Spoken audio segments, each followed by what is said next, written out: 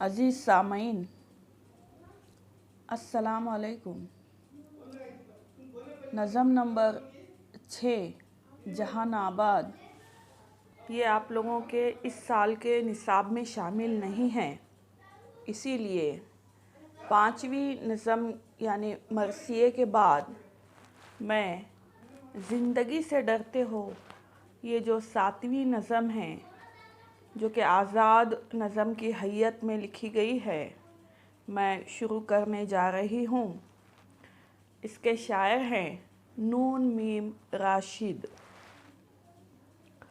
अज़ीज़ तलबा व तालिबात, सबसे पहले शायर का मुख्तसरन तारुफ देखेंगे, फिर तफ़हीम की जानिब आएंगे। बग़ौर समात फरमाएं। नून मीम राशिद का नाम नज़र मोहम्मद राशिद था। अदबी दुनिया में उन्हें नून मीम राशिद के नाम से शोहरत मिली। उनकी पैदाइश 1910 ईस्वी में हुई। वो कई रिसालों के मुदीर रहे। उन्हें तर्जुमा निगारी से ख़ास शगफ़ था। उन्होंने कुछ अरसा फ़ौज में भी मुलाजिमत की। इस सिलसिले में उनका क़याम ईरान और बाज़ दूसरे मुल्कों में रहा। उनका इंतकाल 1975 ईस्वी में बरतानिया में हुआ। नून मीम राशिद ने नज़म की हैयत में कई तजुर्बे किए और आज़ाद नज़म को फ़रोग़ दिया।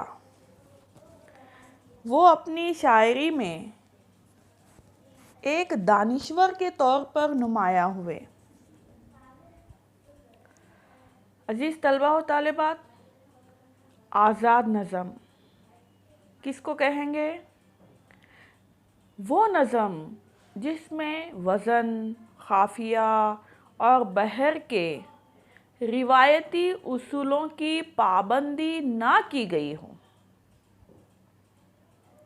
क्या है आज़ाद नज़म यानी क्या? वो नज़म जिसमें वज़न, ख़ाफ़िया और बहर के रिवायती उसूलों की पाबंदी ना की गई हो, यानी इन सब पाबंदियों से जो नज़म आज़ाद हो उसे हम क्या कहेंगे? आज़ाद नज़म कहते हैं। या हम इस तरह से भी कह सकते हैं कि भाई ऐसी नज़म जिसके मिसरे छोटे बड़े हों, जिसमें किसी तरह की कोई पाबंदी ना हो, ऐसी नज़म भी आज़ाद नज़म ही कहलाएगी। लेकिन बाज़ औक़ात आज़ाद नज़म में भी एक ख़ास किस्म के शेरी वज़न को बरक़रार रखा जाता है। तो नून मीम राशिद की ये जो नज़म है, असल में क्या है? ये एक आज़ाद नज़म है। देखेंगे कि नून मीम राशिद इस नज़म में क्या कहते हैं। एक मर्तबा मैं बुलंद ख्वानी करती हूँ, आप सभी तलबा व तालिबात से गुजारिश है कि बग़ौर समात फरमाएं। ज़िंदगी से डरते हो? ज़िंदगी तो तुम भी हो, ज़िंदगी तो हम भी हैं। आदमी से डरते हो? आदमी तो तुम भी हो, आदमी तो हम भी हैं। आदमी ज़बां भी है, आदमी बयां भी है, उससे तुम नहीं डरते। हुर्फ और मायने के रिश्ते हाय आहन से, हुर्फ और मायने के रिश्ते हाय आहन से आदमी है वाबस्ता। आदमी के दामन से ज़िंदगी है वाबस्ता। इससे तुम नहीं डरते, अनकही से डरते हो। जो अभी नहीं आई اس گھڑی سے ڈرتے ہو، اس گھڑی کی آمد کی آگہی سے ڈرتے ہو؟ عزیز طلبہ و طالبات، نون میم راشد کیا کہنا چاہتے ہیں، یہ ہم آج اس نظم کے حوالے سے دیکھیں گے کہ بھئی زندگی سے ڈرتے ہو۔ عزیز طلبہ و طالبات، اس نظم میں شاعر نے یہ بتانے کی کوشش کی ہے کہ انسان اس کائنات میں مرکزی حیثیت رکھتا ہے اور اسے اپنی ذمہ داریوں کو سمجھنا چاہیے، اسے اپنی ذمہ داریوں کا احساس ہونا بہت ضروری ہے۔ مصائب اور مشکلات سے مقابلہ کرتے ہوئے زندگی کے سلسلے کو آگے بڑھاتے رہنا چاہیے۔ زندگی ایک مستقل امکان کا نام ہے، چلتے رہنے کا نام زندگی ہے۔ عزیز طلبہ و طالبات، اللہ تعالیٰ نے انسان کو پیدا کیا، کیا صرف عبادت کے لیے؟ نہیں، کیونکہ صرف عبادت ہی مقصد ہوتا تو کیا فرشتوں کی کمی تھی؟ اللہ رب العزت کی عبادت کے لیے؟ نہیں۔ انسان اس دنیا میں آنے کے پیچھے اللہ تعالیٰ کا ایک خاص مقصد ہے۔ انسان کے وجود کا مقصد بہت ہی اعلیٰ و عرفہ ہے۔ کائنات میں اسے مرکزی حیثیت حاصل ہے۔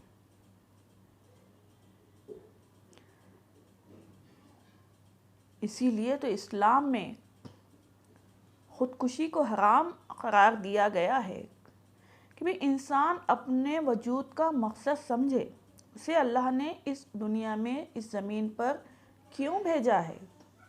دین کو پھیلانے کے لیے، اللہ کی عبادت کرتے ہوئے، دین کو پھیلاتے ہوئے، اسے تمام مصائب سے اور مشکلات سے مقابلہ کرتے ہوئے زندگی کے سلسلے کو آگے بڑھانا ہے۔ عزیز طلبہ و طالبات، یہ زندگی انسان کے لیے دراصل ایک آزمائش ہے۔ اللہ تعالیٰ انسان کو ہر قدم پر آزمانے والا ہے، کبھی خوشیاں دے کر، کبھی غم دے کر، کبھی کوئی نایاب چیز دے کر تو کبھی کوئی نایاب چیز اس سے چھین کر۔ کہنے کا مطلب ہے خوشی ہو یا غم، زندگی کو ہر حال میں جینا ہے، اور اسی کا نام کیا ہے؟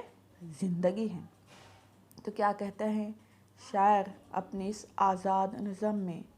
دیکھیں گے کہ زندگی سے ڈرتے ہو، زندگی تو تم بھی ہو، زندگی تو ہم بھی ہیں۔ آدمی سے ڈرتے ہو، آدمی تو تم بھی ہو، آدمی تو ہم بھی ہیں۔ اصل میں شاعر نے اس نظم میں ایک ایسے انسان کا تصور پیش کیا ہے جسے ہم مثالی انسان کہیں گے، یعنی جو حالات سے بالکل ڈرتا نہیں ہے، گھبراتا نہیں ہے، بلکہ حالات کا ڈٹ کر مقابلہ کرتا ہے۔ عزیز طلبہ و طالبات، شاعر کے مطابق نئے دور کا انسان ہمیشہ انسانوں سے ہی لڑتا ہوا نظر آتا ہے، یعنی آپسی جھگڑے، رنجش، ایک دوسرے کا نقصان کرنا، دو سگے بھائی آپس میں جانی دشمن۔ تو اس طرح سے رشتوں میں جو مٹھاس ہے وہ ختم ہو گئی ہے، لوگ ایک دوسرے کے خون کے پیاسے ہو گئے ہیں۔ اور موت کو گلے لگانے لگے ہیں، یعنی انسان کو زندہ رہنے سے ڈر لگنے لگا ہے، اس زندگی سے ڈر لگنے لگا ہے۔ تو شاعر نے ہم سبھی سے مخاطب ہو کر کہا ہے کہ بھی انسانوں سے ڈرنے کے بجائے اس کے قول، فعل، اس کے اقدامات سے باخبر رہنا چاہیے۔ آدمی زباں بھی ہے، آدمی بیاں بھی ہے، اس سے تم نہیں ڈرتے۔ کیا کہتے ہیں شاعر کہ انسانوں سے ڈرنے کے بجائے آدمی کی اپنی زبان سے، اس کے قول سے، اس کے فعل سے ہمیں ڈرنے کی ضرورت ہے۔ بظاہر انسان برا نہیں ہے، بلکہ اسے برا کون؟ اس کے اپنے اعمال، اس کے اپنی زبان، اس کے اپنے قول، فعل اسے برا بنا دیتے ہیں۔ اس سے تو تم نہیں ڈرتے، یعنی کہ ہر وقت ہم سے لغزش ہوتی رہتی ہے۔ ہم بعض اوقات تو ایسا ہوتا ہے کہ برائی کو برائی سمجھتے ہی نہیں ہیں، بلکہ وہ ہماری فطرت میں ایسی شامل ہو جاتی ہے کہ ہم اس کے بارے میں یا ان گناہوں کے بارے میں قطعی نہیں سوچتے کہ بھی ہم سے کیا گناہ سرزد ہو رہے ہیں۔ تو شاعر ہمیں یہ بتانے کی کوشش کرتا ہے کہ بھی انسانوں کے ڈرنے کے بجائے ان کے قول، فعل، ان کی طرف سے اٹھائے گئے غلط اقدامات سے ہمیں ڈرنا چاہیے۔ اس کے بعد دیکھیں گے، حرف اور معنی کے رشتے ہائے آہن سے آدمی ہے وابستہ۔ حرف یعنی آدمی، انسان، معنی یہاں پر ہے زندگی، یعنی انسان اور زندگی دونوں ایک دوسرے کے لیے کیا ہے؟ لازم و ملزوم ہیں، دونوں مضبوط تعلق سے بندھے ہوئے ہیں۔ آدمی کے دامن سے زندگی ہے وابستہ، اس سے تم نہیں ڈرتے۔ یعنی انسان اور زندگی کو علیحدہ کر کے نہیں دیکھا جا سکتا، دونوں میں مضبوط رشتہ ہے۔ اور انسان کے وجود کا مقصد، جو کہ میں نے ابھی آپ کو بتایا کہ بہت ہی اعلیٰ و عرفہ ہے، پوری کائنات میں اگر دیکھا جائے تو اسے مرکزی حیثیت حاصل ہے۔ یہ دنیا اللہ رب العزت نے کس لیے بنائی؟ انسان کے لیے ہی تو بنائی ہے، اسی لیے انسان کو یہاں پر یعنی دنیا میں مرکزی حیثیت حاصل ہے۔ زندگی اس کے دامن سے بندھی ہوئی ہے، اسے یہ بندش ہر حال میں نبھانی ہے۔ تو انسان سے ڈرنے کے بجائے ہمیں اس کے غلط کاموں سے ڈرنا ہے۔ لیکن یہاں پر ہر انسان کا حال کیا ہے کہ انسان ان کہیں سے ڈرتا ہے، جو ابھی نہیں آئی اس گھڑی سے ڈرتا ہے، اس گھڑی کی آمد کی آگہی سے ڈرتا ہے۔ یعنی آج کا انسان غلط کو غلط سمجھتا ہی نہیں، بلکہ اس دور کے انسان کی پریشانی و ناکامی کا بنیادی سبب یہ ہے کہ وہ ان باتوں سے ڈرنے لگا ہے جن سے ڈرنے کی قطعی ضرورت نہیں ہے، بلکہ احتیاط برتنے کی ضرورت ہے۔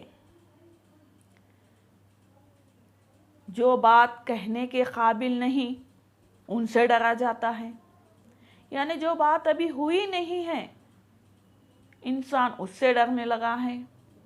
وہ گھڑی، وہ وقت جو ابھی آیا نہیں ہے ان سے ڈرنے لگا ہے۔ یعنی دنیا میں اسے بھیجا گیا ہے نیک اعمال کے لیے، دین کو پھیلانے کے لیے، لیکن اسے اپنی دائمی زندگی کی کوئی فکر ہی نہیں۔ محض انداز و گمان کی بنیاد پر وہ ایک دوسرے سے خوف زدہ ہونے لگا ہے، ذرا سی آہٹ پر سہم جاتا ہے، یعنی انسان سے ڈرنے لگا ہے۔ اللہ سے ڈرنے کے بجائے، اس کا خوف دلوں میں ہونے کے بجائے انسان صرف انسان سے ڈرنے لگا ہے کہ بھئی اب کیا ہوگا اور جب کیا ہوگا، جبکہ یہ زندگی اسے عارضی طور پر ملی ہے، یہ ختم ہونے والی ہے، یہ زندگی فانی ہے۔ اس کی حقیقی زندگی، اس کی دائمی زندگی مرنے کے بعد شروع ہونے والی ہے۔ اس گھڑی سے تو وہ ڈرتا نہیں ہے، جبکہ ہمارے پاس یہ تاکید کی گئی ہے کہ بار بار دن میں سے آپ موت کو کم سے کم ایک آدھ مرتبہ تو یاد کر لیا کرو، تو ہو سکتا ہے کہ ہمیں اس دائمی زندگی کی فکر ہو اور ہم اپنے اعمال میں سدھار پیدا کریں۔